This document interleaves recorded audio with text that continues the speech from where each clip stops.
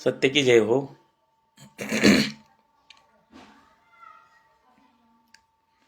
सर्वांना जय भीम, जय लहुजी, सत्य की जय हो.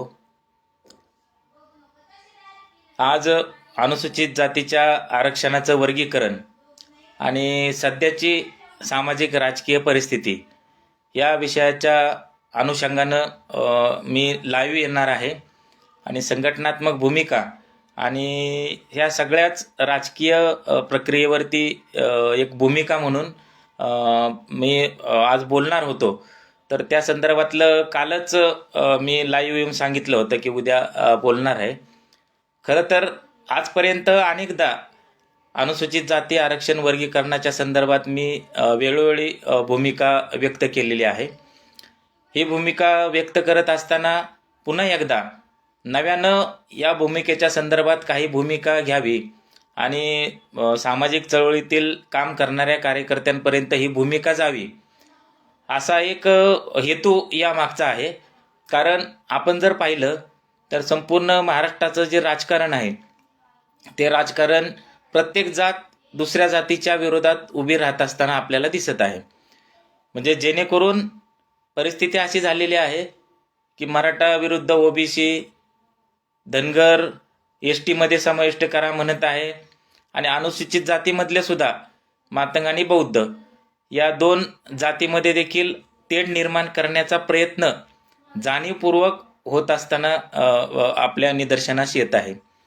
तर याच्या मागची जी पार्श्वभूमी आहे, सध्याचं जे राजकारण आहे, त्या सगळ्यांच्या संदर्भामध्ये भूमिका व्यक्त करण्यासाठी या ठिकाणी मी आलेलो आहे.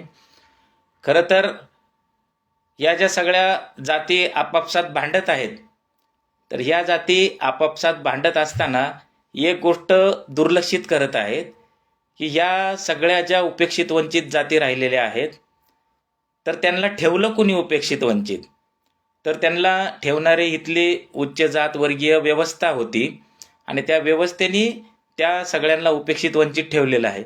परंतु उपेक्षित वंचित राहिलेल्या जाती या दुसऱ्या जातीला टार्गेट करून समोरच्या जातीच्या जातीबद्दल द्वेष धरून एकमेकांबद्दल प्रचंड मोठ्या प्रमाणात महाराष्ट्राचं राजकारण हे ढवळून निघालेलं आहे आणि जातीयुद्ध सुरू होईल अशा पद्धतीचं राजकारण उभं राहिलेलं आहे. म्हणून या सगळ्यांच्या प्रश्नाच्या संदर्भामध्ये आपल्याला भूमिका स्पष्ट करावी लागेल. साधारणतः अनुसूचित जातीच्या आरक्षणाचं वर्गीकरण हा जो मुद्दा आहे, तो मुद्द्याला अनुसरून सुद्धा आज आपण पाहिलं तर मागच्या एक आठवड्याभरापासून बौद्ध समाजातील काही कार्यकर्ते असतील किंवा मातंग समाजातील काही कार्यकर्ते असतील, तर दोन्हीकडून या विषयाच्या संदर्भातली अर्धवट माहिती घेऊन त्या माहितीला चॅनलसुद्धा त्या व्यक्तींची बाईट घेऊन या सगळ्यांच्या संदर्भामध्ये अपुऱ्या माहितीच्या आधारे एक भूमिका समोर येताना आपल्याला दिसत आहे आणि त्याच्यामुळं या दोन जातीमध्ये विद्वेष तयार होईल या पद्धतीची दखल इथली व्यवस्था घेताना दिसत आहे. म्हणून आपल्यासारख्या सर्व फुले शाहू आंबेडकरी चळवळीत काम करणाऱ्या, पुरोगामी चळवळीत काम करणाऱ्या कार्यकर्त्यांची भूमिका आहे की हा जो वाद होणार आहे तो वाद झाला नाही पाहिजे. परंतु जे उपेक्षित वंचित आहेत की जे हक्कासाठी भांडत आहेत, तर ते का भांडत आहेत, त्यांना त्याची गरज का पडली, या भूमिकेचा सुद्धा विचार आपल्याला या अनुषंगानं करावा लागेल. मुळात अनुसूचित जाती आरक्षण वर्गीकरणाच्या संदर्भात मी सातत्यानं भूमिका मांडत आलेलो आहे महाराष्ट्रामध्ये आणि आज तेवढ्या तपशिलामध्ये त्या संदर्भात जाणार नाही. परंतु आज जे वातावरण तयार केलं जात आहे त्या वातावरणाच्या संदर्भात आपली काय भूमिका असावी, आपण निश्चित अशी कोणती भूमिका घ्यावी आणि त्या भूमिकेच्या मागं एक सामाजिक तत्वज्ञान कोणतं आहे, या सगळ्यांच्या संदर्भामध्ये विवेचन आज करणार आहे. साधारणतः अनुसूचित जातीच्या आरक्षणाचं वर्गीकरण आपण म्हणत आहोत की संपूर्ण देशातल्या ज्या अनुसूचित जाती आहेत, तर त्या अनुसूचित जातीच्या आरक्षणाचं वर्गीकरण करावं आणि प्रत्येक जातीला तिच्या लोकसंख्येच्या प्रमाणात आरक्षणाचा लाभ मिळावा की जो आज मिळत नाही. साधारणतः ढोबळपणे अशी मागणी या मागची आहे. तर सर्वात पहिलं महत्त्वाचं हे समजून घेणं गरजेचं आहे की ही मागणी महाराष्ट्रातल्या मातंग, बौद्ध, चर्मकार अशा कुठल्याही एका जातीची मागणी नाही, तर संपूर्ण देशामध्ये जे अनुसूचित जातीचं आरक्षण आहे, तर ते अनुसूचित जातीचं आरक्षण एकत्रितरित्या सर्व दलित जातींना असल्यामुळं साहजिकच ज्या ज्या प्रत्येक राज्यातली प्रत्येक जातीची भौगोलिक सामाजिक परिस्थिती ही वेगवेगळी आहे आणि त्या भौगोलिक सामाजिक परिस्थितीचा आढावा घेऊन प्रत्येक जात ही सक्षमरित्या त्या आरक्षणाच्या प्रक्रियेचा लाभ आजपर्यंत घेऊ शकलेली नाही असं आपल्याला दिसतं. म्हणून मग डॉक्टर बाबासाहेब आंबेडकरांनी भारतीय संविधानाच्या माध्यमातून जे एक आरक्षणाची व्यवस्था तयार केली, तर त्या आरक्षणाच्या व्यवस्थेचा लाभ हा प्रत्येक समूहाला मिळाला पाहिजे त्याच्या लोकसंख्येच्या प्रमाणामध्ये, आणि त्यासाठी अनुसूचित जातीच्या आरक्षणाचं वर्गीकरण करावं ही यामागची भूमिका आहे. आणि त्याला अनुसरून आपण पाहतो की संपूर्ण देशभरामध्ये या भूमिकेला घेऊन आंदोलन लढे उभे राहत असताना दिसत आहेत. न्यायालयीन प्रक्रिया चालू आहे, प्रशासकीय पातळीवरती कामकाज चालू आहे, आणि हे सगळं होत असताना साधारणतः त्या तपशिलात मी 75 पासून जाणार नाही, परंतु अलीकडच्या ज्या काही घटना घडलेल्या आहेत तर त्या घटनांचा या ठिकाणी फक्त उल्लेख करणार आहे.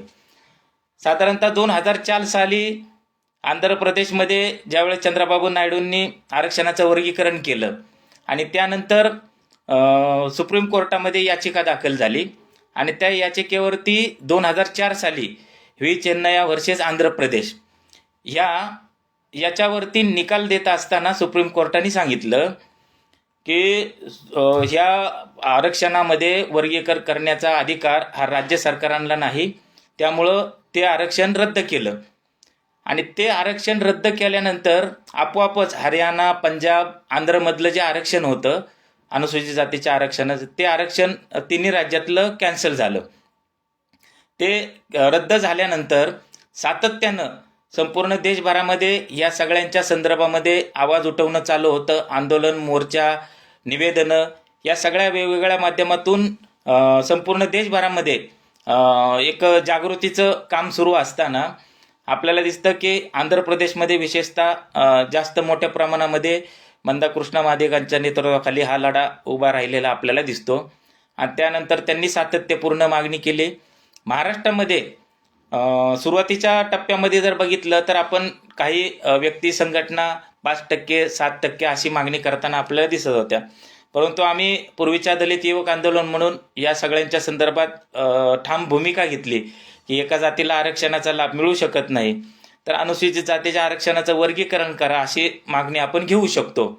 आणि ही मागणी घेत असताना ही मागणी एका जातीला कुणाला तरी आरक्षणाचा लाभ मिळावा अशा हेतूची नाही, तर भारतीय संविधान जे आहे की स्वातंत्र्य, समता, बंधुता हे जे मुख्य तत्व आहेत आणि त्याच्यातलंच मुख्य तत्व आहे की सामाजिक न्याय. सामाजिक न्यायाच्या भूमिकेतून सर्व जातींना समान पद्धतीने त्यांच्या लोकसंख्येच्या प्रमाणात आरक्षणाचा लाभ मिळतो का, तर तो मिळताना दिसत नाही. म्हणून मग प्रत्येकाला जी डॉक्टर बाबासाहेब आंबेडकरांनी आरक्षणाची व्यवस्था तयार केलेली आहे, तर त्या आरक्षणाच्या व्यवस्थेचा लाभ मिळाला पाहिजे प्रत्येक समूहाला, प्रत्येक घटकाला, जेणेकरून तो घटक, तो समूह सर्वार्थाने सक्षम होईल. यासाठी अनुसूचित जातीच्या आरक्षणाचं वर्गीकरण केलं पाहिजे. महाराष्ट्रामध्ये देखील त्याला एक वेगवेगळ्या अँगलने वेगवेगळे व्यक्ती संघटना मांडणी करत होत्या, परंतु आम्ही ठाम भूमिका घेतली की डॉक्टर बाबासाहेब आंबेडकरांच्या भारतीय संविधानाला अधीन राहूनच आपल्याला काम करावं लागेल आणि सामाजिक न्यायाच्या भूमिकेतूनच हा विषय आपल्याला सोडवावा लागेल, पुढे आणावा लागेल. म्हणून मग आम्ही सलग 7 वर्ष दिल्लीला आंदोलन केलं जंतर मंतरवरती. आणि त्यानंतर महाराष्ट्रामध्ये सुद्धा त्या काळात सुद्धा 2014-15च्या दरम्यान मोठा वाद निर्माण होण्याची शक्यता तयार झाली होती, जे मातंग आणि बौद्ध या 2 समूहामध्ये. आणि त्यावेळेस देखील आम्ही दलित युवक आंदोलन म्हणून ठाम भूमिका घेतली की खऱ्या अर्थानं या 2 जातींचा वाद नाही, परंतु या 2 जातींमध्ये वाद लावण्याचा प्रयत्न जाणीवपूर्वक सातत्यानं होत असतो. एक उदाहरण त्यासाठी मी सांगतो की आपल्याला लहुजी साळवे आयोग महाराष्ट्र सरकारने नेमला होता आणि त्या लहुजी साळवे आयोगाने जो आयोग सादर केला, त्या आयोगाने सादर केल्यानंतर त्याच्यातली शासकीय नोकरीची जर आकडेवारी पाहिली तर ती आकडेवारी पाहत असताना जातीची लोकसंख्या आणि त्या मानात मिळणारं प्रतिनिधित्व हे जर आपण पाहिलं तर सर्वात जास्त प्रतिनिधित्व शासकीय नोकर भरतीमध्ये ढोर आणि चांभार यांना मिळालेलं आपल्याला दिसतं. मग आता करणार काय? मग आपण असं म्हणू शकतो का की महार समाजाने सर्वात जास्त सगळ्या आरक्षणाचा लाभ घेतला आणि तेच घेत आहेत? तर तसं नाही, ते सगळ्या गोष्टी अर्धवट आहेत. त्यामुळं आपल्याला ही मागणी घेऊन पुढं भांडावं लागेल, संघर्ष करावा लागेल की प्रत्येक जात जी उपेक्षित वंचित आहे तिच्या वाट्याचं तिला मिळालं पाहिजे, आणि ही सामाजिक न्यायाची भूमिका आहे.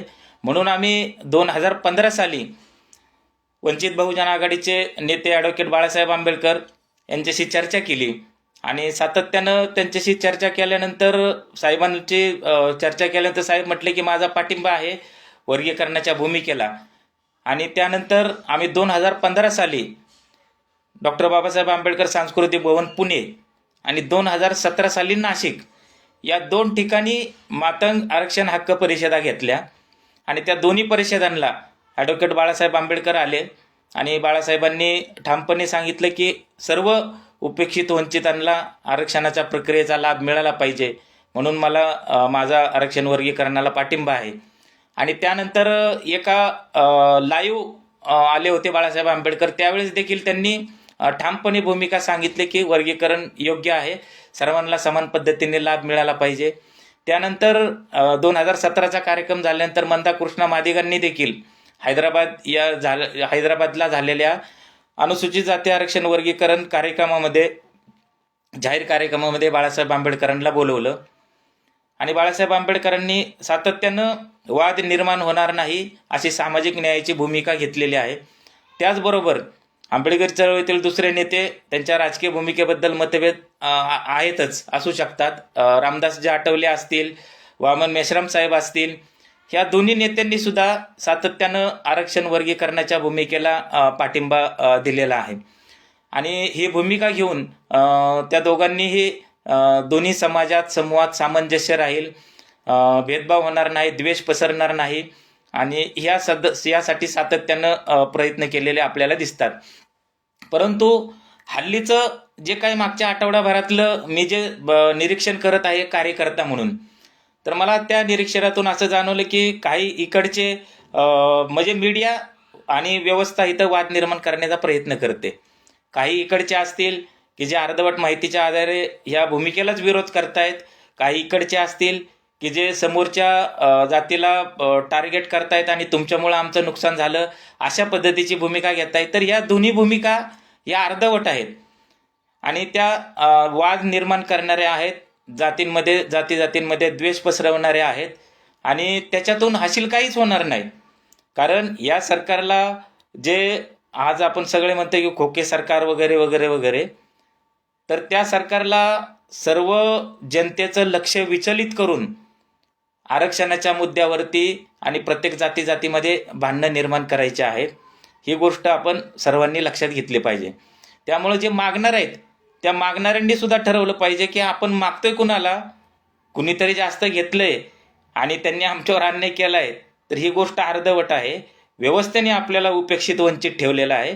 त्यामुळं आपलं भांडण कोणाशी असलं पाहिजे? आपलं भांडण व्यवस्थेच्या विरोधामध्ये असलं पाहिजे, की ज्या व्यवस्थेने आमचं शोषण केलेलं आहे, जी व्यवस्था आमचं शोषण करत आहे आणि आम्हाला आमच्या हक्क अधिकारापासून वंचित ठेवत आहे, त्या व्यवस्थेच्या विरोधामध्ये आपलं भांडण असलं पाहिजे. आणि ही सगळी प्रक्रिया या महाराष्ट्रामध्ये सुरू असताना आपण पाहतो की महाराष्ट्रामध्ये देखील लहुजी साळवे आयोगाने स्पष्टपणे भूमिका घेतलेली आहे की ज्या अनुसूचित जातीचं आरक्षण आहे तर त्या आरक्षणाचा लाभ सर्व जातींना समप्रमाणात लोकसंख्येच्या प्रमाणात मिळत नाही, आणि म्हणून त्यांनी सुद्धा शिफारस केलेली आहे.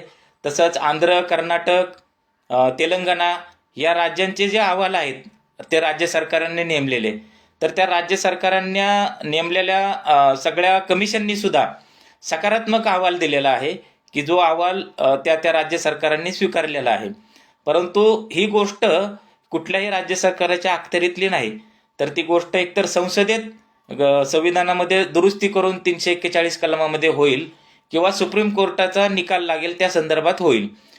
म्हणून 2020 साली न्यायमूर्ती अरुण मिश्रा यांनी देवेंदर सिंग व्हर्सेस पंजाब सरकार ह्या संदर्भामध्ये 2020 साली जो निकाल दिलेला आहे, तर तो निकाल हा आरक्षण वर्गीकरणासाठी सूचक असा आणि आरक्षण वर्गीकरणासाठी सपोर्टेड आणि सकारात्मक निकाल दिलेला आहे, की ज्या निकालाच्या संदर्भात बोललं जात नाही, परंतु अगोदरच्या 2004च्या निकालाच्या संदर्भातच बोललं जातं. ते 4चा निकाल लागलेला होता तो बरोबरच आहे, अगदी खरंच आहे की 2004चा निकालांनी सांगितलं होतं की राज्य सरकारांना अनुसूचित जातीच्या आरक्षणामध्ये वर्गीकरण करण्याचा अधिकार नाही. परंतु 2020 साली सुप्रीम कोर्टाच्या 5 जणांच्या खंडपीठाने न्यायमूर्ती अरुण मिश्रा यांच्या नेतृत्वाखाली जो निकाल दिलेला आहे तो अतिशय सकारात्मक निकाल आहे आणि त्याच्यात स्पष्टपणे सांगितलेलं आहे की खऱ्या अर्थानं मागच्या 75 वर्षामध्ये आरक्षणाच्या प्रक्रियेचा लाभ हा त्या राज्यातील उपेक्षित वंचित जातींना मिळत नाही आणि तो मिळावा यासाठी आपल्याला या पुढच्या उपाययोजना कराव्या लागतील. आणि हा 5 जणांचा निकाल दिल्यानंतर झालं असं की जो चेन्नई वर्सेस आंध्र प्रदेश हा जो निकाल दिला होता तो 5 जणांच्या खंडपीठाने दिलेला होता आरक्षणाच्या विरोधातला, आणि अरुण मिश्रा यांचं खंडपीठ होतं ते सुद्धा 5 जणांचं बेंच होतं आणि त्यांनी आरक्षणाच्या बाजूने निकाल दिला होता वर्गीकरणाच्या. हे समकक्ष असणारे दोन्ही खंडपीठ आहेत, 5 जणांचा बेंच, म्हणून ते 5 जणांच्या बेंचनी विरोधात दिलेला निकाल दुसऱ्या 5 जणांच्या बेंचनी दिलेला सकारात्मक निकाल ह्याची अंमलबजावणी होऊ शकत नाही. म्हणून मग तत्कालीन सरन्यायाधीश होते शरद बोबडे साहेब यांनी 7 जणांचा बेंच स्थापन केलेला आहे, जो 5पेक्षा अधिक 2 संख्या असणार आहे. आणि जर 7 जणांच्या बेंचनी जर सकारात्मक निकाल दिला तर त्या संदर्भामध्ये त्या वर्गीकरणाची कार्यवाही होऊ शकते. अशा संदर्भातलं एकूणच सुप्रीम कोर्टाच्या संदर्भात संसदेच्या पातळीवरती देखील बऱ्याचशा सगळ्या घडामोडी चालू आहेत, जेणेकरून उपेक्षित वंचितांना त्यांच्या लोकसंख्येच्या प्रमाणात आरक्षणाचा लाभ मिळायला पाहिजे. या संदर्भामध्ये सगळ्या सुप्रीम कोर्टाच्या संदर्भात असतील किंवा प्रशासकीय पातळीवरती असतील, या सगळ्यांच्या संदर्भात प्रचंड मोठ्या घडामोडी चालू आहेत.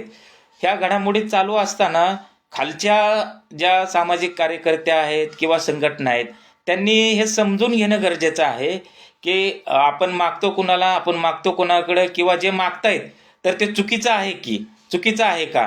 तर ह्या सगळ्या गोष्टींच्या संदर्भात आपल्याला सखोल माहिती घेणं गरजेचं आहे, विवेचन करावं लागेल. मी सुरुवातीलाच सांगितल्याप्रमाणे की अनुसूचित जातीच्या आरक्षणाचं वर्गीकरण करा ही मागणी केवळ महाराष्ट्रातल्या मातंग समाजापुरती मर्यादित नाही, तर संपूर्ण देशातल्या अनुसूचित जातीच्या आरक्षणाच्या वर्गीकरणाची मागणी आहे आणि ती सामाजिक न्यायाची मागणी आहे. जे भारतीय संविधानाचं सामाजिक न्यायाचं तत्व आहे त्या सामाजिक न्यायाच्या तत्वानुसार ती मागणी केलेली आहे आणि ती मागणी घेऊन आपल्याला पुढं जावं लागेल, मार्गक्रमण करावं लागेल. परंतु मागच्या आठवड्याभरामध्ये जे सुरू होतं महाराष्ट्रामध्ये त्या सगळ्या प्रकरणामुळे मी अस्वस्थ झालो आणि ठरवलं की आपल्या सगळ्या कार्यकर्त्यांशी चर्चा करून की वर्गीकरणाच्या संदर्भात जी भूमिका आहे आणि जे सध्याचं जे राजकीय सामाजिक परिस्थिती आहे, प्रशासकीय पातळीवरती काय चालू आहे, न्यायालयीन पातळीवरती काय चालू आहे, या सगळ्यांच्या संदर्भात आपल्याला ठाम भूमिका घ्यावी लागेल, जेणेकरून ज्यांचा काही संबंधच नाही अशा जाती आपापसामध्ये भांडत बसतील. म्हणजे देणारे वेगळे आहेत, मागणारे वेगळे आहेत, पण भांडणारे वेगळे आहेत. तर हे होऊ नये, ते महाराष्ट्राच्या पुरोगामी वातावरणाच्या शोभणारं नाही. म्हणून मग मी तातडीनं आज त्या सगळ्या संदर्भात लाईव्ह यायचं ठरवलं. खऱ्या अर्थानं आम्ही चळवळ करत असताना केवळ अनुसूचित जातीच्या आरक्षणाचं वर्गीकरण करावं एवढी भूमिका घेऊन काम करत नाही, तर जातीअंताची आमची भूमिका आहे आणि ती जातीअंताची भूमिका घेऊन आम्ही सर्व उपेक्षित वंचितांसाठी सातत्याने मागच्या 25 वर्षापासून काम करत आहोत. खऱ्या अर्थानं ही भूमिका घेत असताना एक गोष्ट आपण लक्षात घेतली पाहिजे की आपल्या सगळ्यांना जातीअंताकडे जायचं आहे, परंतु जातीअंताकडे जात असताना परिस्थिती अशी आहे की आपल्याला ज्या सगळ्या जातीअंत करायचा आहे, जातीअंत करत असताना ज्या जाती आहेत त्या जातींमध्ये सुद्धा आपल्याला असमानता असलेली दिसते. जातीअंत कधी होईल? जेव्हा सर्व उपेक्षित वंचित जाती समकक्ष येतील आणि समकक्ष आल्यानंतर जातीअंताचं लढाई ही तीव्र होताना आपल्याला दिसेल आणि ती तीव्र होईल. परंतु तुमच्या सर्व उपेक्षित वंचित जातीमध्येच जर विषमता असेल, असमानता असेल, तर ह्या जातीअंताच्या लढ्यामध्ये कशा येणार, कशा सहभागी होणार? त्यामुळं आपल्या सर्वांनी हे समजून घेतलं पाहिजे की भविष्यात आपल्याला सुद्धा सगळ्या दलित जाती एकत्रितरित्या व्यवस्थेच्या विरोधात उभ्या राहाव्या असं जर वाटत असेल, तर हा खऱ्या अर्थानं मी मागच्या अनेक वर्षापासून सांगत आहे की अनुसूचित जातीच्या आरक्षणाचं वर्गीकरण करा, हे फक्त मातंग समाजाची मागणी नव्हे, तर हा आंबेडकरी चळवळीचा अजेंडा असला पाहिजे. कारण ज्यामध्ये जातीअंताची भूमिका आहे आणि जातीअंताची भूमिका जर आपल्याला निभवायची असेल तर सर्व उपेक्षित वंचित जाती या समकक्ष पातळीवरती आल्या पाहिजे. आणि समकक्ष पातळीवरती आल्यानंतर, ज्या सर्व एकत्रित आल्यानंतर ज्या ताकदीनं ज्या जातीअंताचा लढा लढतील, त्यावेळेस तो खऱ्या अर्थानं जातीअंताच्या लढाईला तीव्रता प्राप्त होताना आपल्याला दिसेल. म्हणून एका बाजूने हे सगळं आरक्षण वर्गीकरणाचं होत असताना आम्ही सातत्यानं जातीअंताच्या लढाईमध्ये लढत आहोत, खाजगीकरणाच्या विरोधात लढत आहोत आणि इतरही सगळे दलितांचे प्रश्न घेऊन आम्ही सातत्यानं लढत आहोत. मागच्या आम्ही अनेक वर्षापासून केवळ आरक्षणाचं वर्गीकरण करा एवढंच म्हणत नाही. आम्हाला हे सुद्धा माहिती आहे की राज्य सरकार असेल किंवा केंद्र सरकार असेल, ह्या सरकारांनी आज शासकीय नोकऱ्या कितपत त्यांचं अस्तित्व ठेवलेलं आहे हे आम्हाला सर्व माहीत आहे. म्हणून आम्ही सातत्यानं खाजगीकरणाला सुद्धा विरोध करत आहोत, जागतिकीकरणाला विरोध आम्ही सातत्यानं करत आलेलो आहोत. आणि आज परिस्थिती अशी आहे की शासकीय नोकर भरती अनेक वर्षापासून बंद आहे. अनुसूचित जातीच्या आरक्षणाचा बॅकलॉग अनेक वर्षाचा, हजारो नोकऱ्यांचा बॅकलॉग शिल्लक आहे. हे एका बाजूला असताना नवीन नोकर भरती ही कॉन्ट्रॅक्ट पद्धतीवर होत आहे, हे सुद्धा खरंच आहे. परंतु एक गोष्ट लक्षात घेतली पाहिजे की समजा उद्या आरक्षणाचं वर्गीकरण झालं म्हणून सगळ्या जाती लगेचच त्यांच्यामध्ये फार मोठा आमूलाग्र बदल होईल, सगळ्यांचा आर्थिक उन्नती होईल, सर्वांना नोकऱ्या लागतील, हे अजिबात शक्य नाही. तर ही जी सगळी वास्तवता आहे ती वास्तवता सुद्धा आपण सर्वांनी लक्षात घेतली पाहिजे. नाहीतर होतं काय की आपण आंधळेपणानं वर्गीकरण करा, जेणेकरून वर्गीकरण झालं तर आपले सगळेच प्रश्न एका क्षणात सुटतील, जादूची कांडी फिरल्यासारखं. तर असं सुद्धा शक्य नाही. सध्याची जी शासनाची जी धोरणं आहेत तर ती धोरणं पूर्णपणे अनुसूचित जाती असतील, जमात्या असतील, ओबीसी असतील, अशा सगळ्या बहुजन समाजाच्या विरोधामध्ये ही सगळी धोरणं आहेत. सगळ्या शासन व्यवस्था जे डॉक्टर बाबासाहेब आंबेडकरांनी कल्याणकारी राज्य निर्माण केलं, तर त्या सगळ्या कल्याणकारी राज्य उद्ध्वस्त करायचं आणि या ठिकाणी भांडवलदारांच्या, उच्च जातवर्गीयांचं हितसंबंध जोपासणारं व्यवस्था तयार करायची, अशा इथल्या व्यवस्थेला अभिप्रेत आहे. म्हणून आम्ही सातत्यानं सगळ्या गोष्टींकडे डोळसपणे पाहत आहोत. आणि डोळसपणे पाहत असताना सुद्धा आम्ही म्हणतो की आरक्षण वर्गीकरणाचा लढा जो आहे आम्ही सुरुवातीपासूनच भूमिका घेत आहोत. आणि मातंग समूह असेल किंवा इतर सर्व शोषित समूहाला आम्ही सांगत आहोत सातत्यानं, बाबांनो, तुमचा लढा हा कुणीतरी जास्त आरक्षणाचा लाभ घेतला त्यांच्या विरोधात नाही, तर आपल्याला आपला लढा हा व्यवस्थेच्या विरोधात लढला पाहिजे.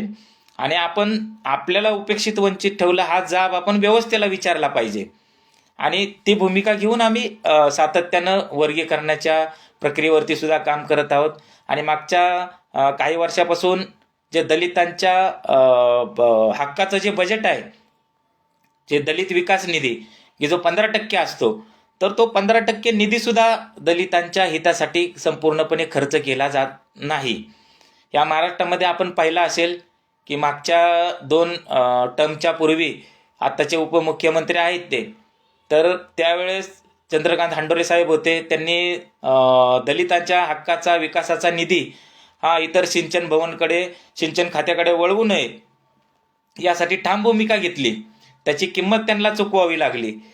तर आपल्या सर्वांच्या निदर्शनास येणारा फक्त नोकऱ्या हा विषय नाही, तर दलिताच्या विकासाचा जो निधी आहे, तर तो निधी जरी आजपर्यंत पूर्णपणे निधी आपल्या विकासावरती जर खर्च झाला असता, तर खऱ्या अर्थानं काही प्रमाणात आपली आर्थिक उन्नती झालेली आपल्याला दिसलेली असते. परंतु दलितांच्या विकासाचा निधी पूर्णपणे त्यांच्यावरती खर्च होताना आपल्याला दिसत नाहीत. त्याच्यामध्ये वेगवेगळ्या पळवाटा काढल्या जातात, खर्च केला जात नाही, दुसरीकडे वळवला जातो आणि जो विरोध करेल त्याचं राजकीयदृष्ट्या नाकेबंदी केली जाते. अशा पद्धतीचं या महाराष्ट्रामध्ये चालू आहे. आपण जर सातत्यानं पाहिलं, ग्रामपंचायतीच्या पातळीवरती सुद्धा हे सगळी प्रक्रिया चालू असते. म्हणजे अगदीच एक साधं उदाहरण द्यायचं झालं तर आपल्याला दिसतं की गावाच्या मुख्य चौक असेल तर त्या मुख्य चौकापासून जाणारा एखादा रस्ता तयार केला जातो आणि तो रस्ता जर त्याची जागरूक कार्यकर्त्यांनी जर माहिती काढली तर तो रस्ता खर्च केला जातो दलित विकास योजनेतून. मग कार्यकर्ते प्रश्न उपस्थित करतात, अहो हा दलितांच्या विकास निधी तुम्ही इकडे कसं काय खर्च केला जनरल ह्याच्यामध्ये. तर त्या ठिकाणी त्यांना सांगितलं जातं की ह्या रस्त्याने दलित सुद्धा जाणार आहेत ना. अशा पद्धतीच्या पळवाटा काढल्या जातात आणि दलितांच्या विकासाचा पूर्णपणे निधी हा त्यांच्यावरती खर्च केला जात नाही. म्हणून वर्गीकरण झाल्यानंतर नोकऱ्या मिळणार आहेत, शैक्षणिक क्षेत्रातल्या आरक्षण असेल किंवा नोकऱ्यातलं आरक्षण असेल, ही एकदम छोट्या स्वरूपामध्ये शिल्लक राहिलेलं आहे आपल्याला. परंतु खऱ्या अर्थानं लढा जो आपला आहे हा इथल्या व्यवस्थेच्या कल्याणकारी राज्य व्यवस्था टिकवण्याचा आणि भारतीय संविधानाने निर्माण केलेलं जे कल्याणकारी राज्य आहे ते कुठल्याही परिस्थितीत संघर्ष करून टिकवणे, जेणेकरून ते जर टिकलं तर आपल्या सर्वांचं अस्तित्व अबाधित राहणार आहे, आपण स्वाभिमानानं सन्मानाने जगणार आहोत. म्हणून दलित विकास निधीचा हा जो मुद्दा आहे तो मुद्दा घेऊन सुद्धा आम्ही सातत्यानं आवाज उठवत आहोत. आमच्या पातळीवरती आम्ही संघर्ष करीत आहोत. आपण एक गोष्ट पाहिलं पाहिजे की दक्षिणेतले जे राज्य आहेत, आंध्र असेल, कर्नाटक असेल, तेलंगणा असेल, तर या राज्यामध्ये दलित विकास निधीचा कायदा त्या राज्यांनी तयार केलेला आपल्याला दिसतो. म्हणजे तो कायदा काय आहे तर दलितांच्या हक्काचा जो निधी आहे तो त्यांच्यावरतीच खर्च केला पाहिजे आणि तो त्यांच्यावरती खर्च होत नसेल आणि जो करणार नसतील तर त्यांच्यावरती कठोर कारवाई करण्याचा कायदा ह्या दक्षिणेतल्या राज्यांनी केलेला आहे. म्हणजे एखादा कार्यकर्ता, एखादा मंत्री किंवा राज्य शासन किंवा एखादा अधिकारी जर दलितांच्या विकासाचा निधी खर्च करत नसेल तरी सुद्धा त्याच्यावरती कठोर कारवाई केली जाते. अशा पद्धतीचा कायदा तयार केलेला आहे. तर आपल्याला सर्व दलितांना एका बाजूला अबकडं आरक्षण वर्गीकरणच्या संदर्भात बोलत असताना दुसऱ्या बाजूला दलित विकास निधी आहे त्या संदर्भात सुद्धा महाराष्ट्र सरकारने कायदा केला पाहिजे आणि आमच्या हक्काचा निधी हा आम्ही दुसऱ्या कोणालाही खर्च करू देणार नाही, आमच्या विकासासाठीच खर्च झाला पाहिजे, ही मागणी सुद्धा सातत्यानं आपल्याला घेऊन पुढे यावं लागणार आहे. आणि ती मागणी घेऊन जर आपण एकत्रितरित्या सर्व अनुसूचित जाती एकत्रितरित्या जर लढलो तर खऱ्या अर्थानं आपण जे म्हणतो फक्त की आम्ही सर्व एकत्रित आलो तर कुणाच्या बापाला घाबरणार नाही, आम्ही एकत्रित आलो तर असं करू तसं करू वय करू, परंतु ते एकत्रित येणं हे फक्त बोलणं झालं. परंतु एकत्रित येण्याचे जे मार्ग असतात त्या मार्गाचा आपल्याला अवलंब करावा लागेल. म्हणून मी सातत्यानं फुलेशाहू आंबेडकरी चळवळीतला कार्यकर्ता आहे, सत्यशोधक विचारांचा कार्यकर्ता आहे. मी सातत्यानं आजपर्यंत प्रयत्न करत असा आलेलो आहे की जातींमध्ये तेढ निर्माण होणार नाही. म्हणूनच मी ह्या आंबेडकरी चळवळीतले जे नेते आहेत त्यांच्याशी चर्चा करून त्यांचा वर्गीकरणाला पाठिंबा मिळवलेला आहे, दिलेला आहे त्यांनी सुद्धा. आणि ही जी लढाई आहे ती अंतिमतः आपल्याला सगळ्यांना जाती अंताची लढाई आहे. परंतु जाती अंताची लढाई लढत असताना सर्व दलित एकत्रित असले पाहिजे, एकत्रित आले पाहिजे, तर ही लढाई आपल्याला सोपी होईल. परंतु आपण बघतो की महाराष्ट्राचे जे राजकारण आहे त्या आत्ताच्या महाराष्ट्राच्या राजकारणामध्ये सगळ्या बहुजन समाजामध्ये आपापसामध्ये भांडण लावलेलं आहेत आणि भांडणं सुरू आहेत. तर आपल्याला साहजिकच आपल्या सर्वांना माहीत आहे की ज्यावेळेस बहुजन समाज आपापसामध्ये भांडतो त्यावेळेस कोण सुरक्षित राहत असतो, की जो अल्पसंख्याक असून सुद्धा बहुजन एकत्रितरित्या नसल्यामुळे तो सुरक्षित राहतो. तर त्याला सुरक्षित राहण्यासाठी हे सगळं निर्माण केलेलं आहे बहुजन समाजामध्ये भांडण लावायचं. त्यामुळं अनुसूचित जातीच्या आरक्षणाचा जो विषय आहे तो भावांनो आपल्याला नीट समजून घेतला पाहिजे आणि आंबेडकरी चळवळीसुद्धा सामाजिक न्यायाच्या भूमिकेतून ह्या भूमिकेला पाठिंबा दिला पाहिजे. मातंग समाजातल्या सुद्धा काही कार्यकर्त्यांनी हे समजून घेतलं पाहिजे की आपण जी मागणी करतोय तर आपण एका जातीला टार्गेट करतोय ते सुद्धा चुकीचं आहे, ते अर्धवट आहे. कारण ज्याची क्षमता होती त्यांनी क्षमतेच्या अनुसार त्या सगळ्या प्रक्रियेचा लाभ घेतलेला आहे. आज आपण सक्षम झालेलो आहोत, परंतु सक्षम झाल्यानंतर आपल्याला लाभ मिळत नाही. तर आपला लढा हा आम्हाला आमच्या लोकसंख्येच्या प्रमाणात वाटा मिळाला पाहिजे. म्हणून हा व्यवस्थेच्या विरोधात आपला लढा असला पाहिजे. आणि सातत्यानं या सगळ्या प्रक्रियेच्या संदर्भामध्ये आपण भूमिका घेतली पाहिजे. म्हणून आज आम्ही सत्यशोधक बहुजन आघाडी म्हणून भूमिका घेत असताना सातत्याने आम्ही हा प्रयत्न केलेला आहे की जाती जातीमध्ये विद्वेष तयार होणार नाही आणि ठाम अशी या सगळ्यांच्या संदर्भातली भूमिका घेऊन महाराष्ट्रामध्ये कार्यकर्ते काम करतील. आणि आजपर्यंत आम्ही जे सातत्याने ही भूमिका घेतली आणि चर्चा केली त्याबद्दल ॲडव्होकेट बाळासाहेब आंबेडकर असतील, वामन मेश्राम साहेब असतील, रामदास आठवले साहेब असतील, यांनी देखील सातत्यानं वर्गीकरणाच्या भूमिकेला पाठिंबा दिलेला आहे. त्यांच्यासुद्धा मी चळवळीतला एक कार्यकर्ता म्हणून त्यांचे देखील या ठिकाणी आभार मानतो. आणि सर्व कार्यकर्त्यांनी एकत्रितरित्या एक गट्टा दलितांची ताकद कशी होईल, ते वर्गीकरणाचा विषय असेल, दलित विकास निधीचा असेल, दलितांवर होणाऱ्या अन्याय अत्याचाराचा असेल किंवा दलितांचं राजकीय प्रतिनिधित्वाचा असेल, या सगळ्या प्रश्नांच्या संदर्भात आपल्याला सातत्यानं आपल्यामध्ये संवाद ठेवत आपली भूमिका पुढं घेऊन जावे लागेल, आपली विचारधारा पुढं घेऊन जावं लागेल, आपलं कार्य पुढं घेऊन जावं लागेल. म्हणून पुन्हा एकदा आरक्षण वर्गीकरणाच्या या लाईव्हच्या निमित्तानं जे सर्व कार्यकर्ते उपस्थित आहेत त्या सर्वांनी माझं ऐकून घेतलं, त्याबद्दल सर्वांचं मी या ठिकाणी आभार मानतो आणि आपल्या सर्वांची रजा घेतो. जय लहुजी, जय भीम, सत्य की जय हो.